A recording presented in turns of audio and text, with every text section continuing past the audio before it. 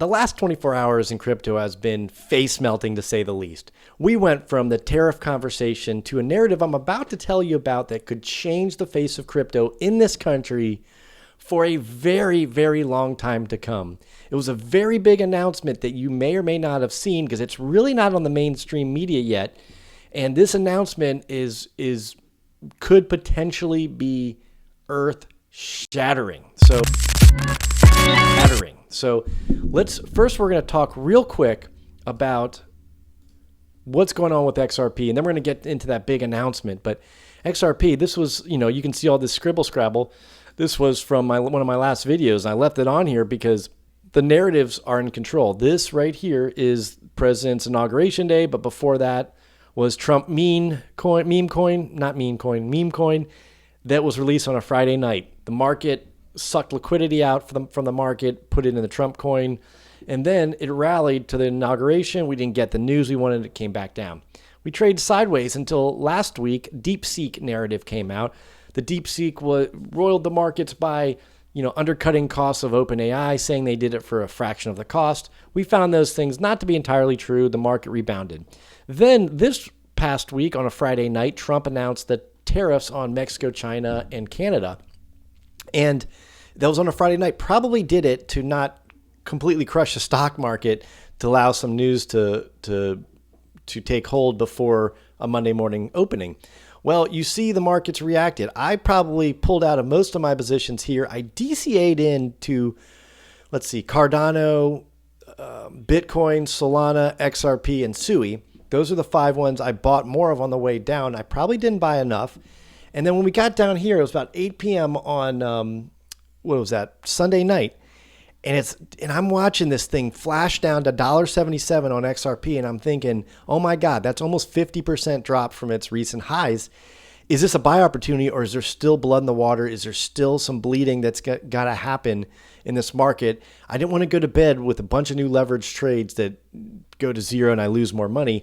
So I waited till the morning. I opened up some trades on those 5 that I mentioned. I'm up 220% on SUI, 62% on XRP, 42% on Solana, 30% on Bitcoin, and 20% on Cardano. Cardano being the last one I opened up. And it's those trades have paid off. Right here, I said earlier, I go, look, right here, we're at a point where it could break to the downside or it can go up. I thought it would go up. So that's the bet I took. I'm happy I did that now. And I'm going to watch these positions. I've already pulled out a little profit from those positions. I'm going to watch them, and I'm not going to get liquidated because I will sell before I get liquidated. I'll move up my stop losses to make it so I can't lose money in those trades. And, it might stop me out, but even if it stops me out, I will still be profitable in those trades.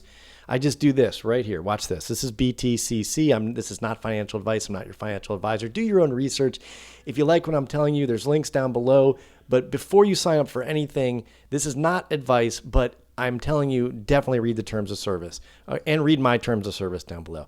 So I just take this. I can literally just grab this and move this stop loss. It's going to let me up to a place where this is embarrassing. Oh, there we go. No, it didn't work. There we go. So now I'm stop loss. The worst I can do on this trade is I'll make $55. Okay, not earth-shattering money, but these are all small trades. These trades are all small on purpose as a demonstration for you all on how these work. But so on this trade, the worst I can do is I will make $55. So if it goes down to 0 Bitcoin, it'll hit my stop loss on the way down. I'll get stopped out, and that'll be that. So I'll do that on most of these, so I won't lose any money in these trades now that they're in the profit. All right. But I give myself a little breathing room.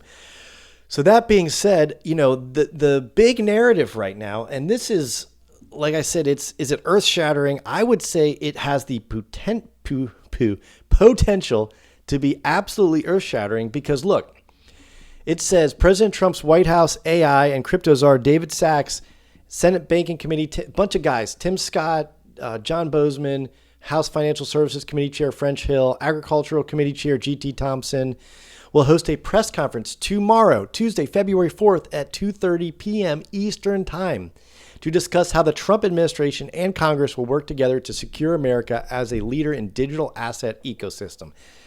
Digital asset ecosystem. Pretty sure they mean crypto, right? And all digital assets. This could be an earth-shattering announcement. It could change the face of crypto, at least in the US, for a very long time. It could give a little clarity about the path they're taking forward. They can mention a Bitcoin strategic reserve. There's a lot of things that can come out of this meeting. So I, for one, will be paying close attention to this and its outcome. I would highly suggest you do the same, because there's good potential here. Now, one more thing I've got to show you that I can't not bring up is we look at this. This was caused by Trump's tariffs. If you look at the mainstream media, they will say that, oh, this is a trade war. We don't want to get into it. It's a losing battle. This economist, that economist, it's terrible. It's never going to work. It's almost like they want Trump to fail. But the reality is, as you can see, day one, Mexico has already succumbed to the pressure. I mean, think about it. Mexico, 77% of their exports go to the United States of America, 77%. And we only send about something like 2% of our exports to Mexico. So what does that tell you?